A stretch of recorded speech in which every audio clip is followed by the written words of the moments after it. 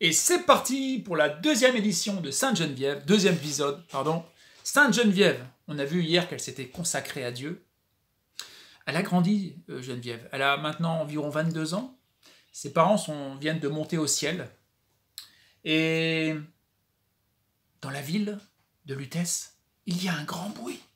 Tout le monde a peur.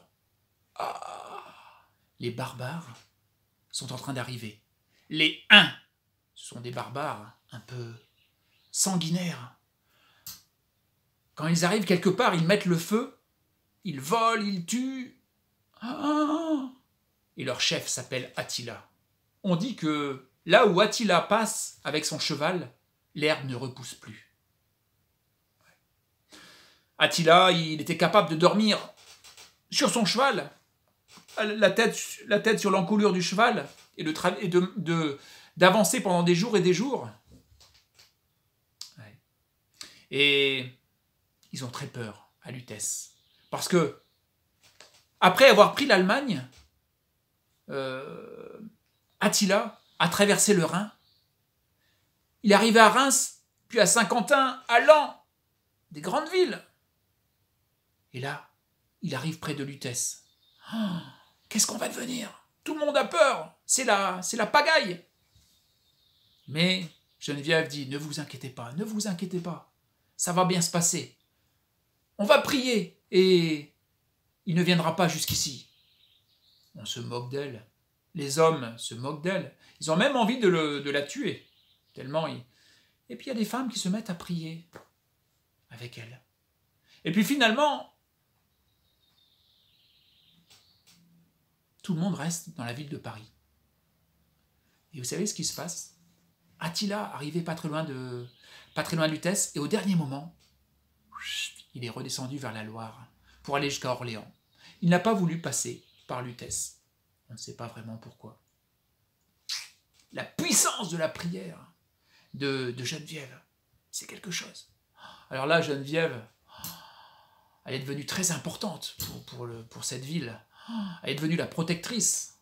Tout le monde allait la voir pour lui demander conseil. C'est devenu quelqu'un de très très important. Quelques années après,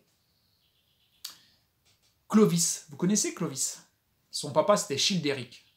Clovis, donc, c'était un franc. Donc c'était un ancien barbare, mais qui habitait la Gaule. Et il a réussi à combattre l'Empire romain. Et puis maintenant, il veut prendre toute la Gaule. Et il arrive aux portes de Lutèce. Il encercle Lutèce, donc Paris. Et là, les pauvres, ils n'ont plus rien à manger. Alors, Geneviève leur dit, ne vous inquiétez pas. Courageusement, avec 9 bateaux, ils descendent la Seine en direction de la ville de Troyes. C'était un long voyage pour aller chercher à manger. Et partout où elle passait, les gens voulaient toucher son vêtement, même lui prendre un morceau de vêtement, parce qu'elle était déjà très connue, Geneviève, et elle fait des miracles. Et elle récupère beaucoup de provisions. Les bateaux commencent à être bien pleins. Et puis, elle remonte vers Paris, et à un moment, il y a comme une tempête. Oh, on a très très peur que tout se renverse, que l'eau puisse rentrer dans les bateaux. Et elle se met à prier très fort. Et au miracle, ils arrivent à rentrer dans Paris, donc dans Lutèce, sans avoir eu d'accident.